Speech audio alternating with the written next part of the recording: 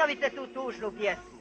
Još je živa Kozara. Eno, reče mi jutros kurir da su Kozarčani neki dan digli jedan voz na prugu. Digli voz? Je li to istina? Jes voz, ne da se Kozara.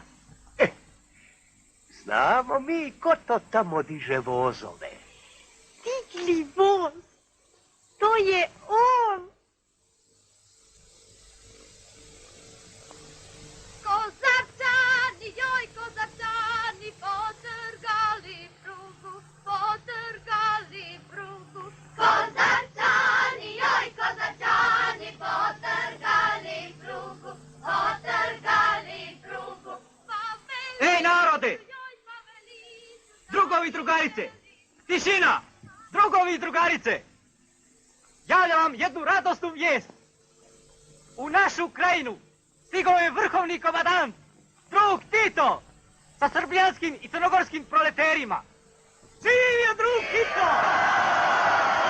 Živjeli naši proleteri!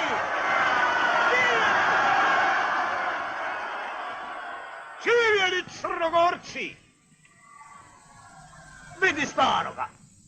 Ti zapeo samo za Crnogorce, a ostale i ne spominja. Ama stani, brate, da se najprije izvičem za Crnogorce, pa ću onda za sav ostali svijet.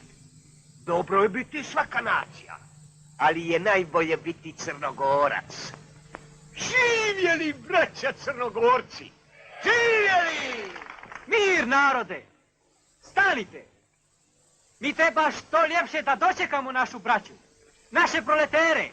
Nek vide da su u našoj krajini našli svoju drugu kuću, svoju braću, svoje majke, svoje sestre. Darove da im spremimo, da ih okitimo. Tako je!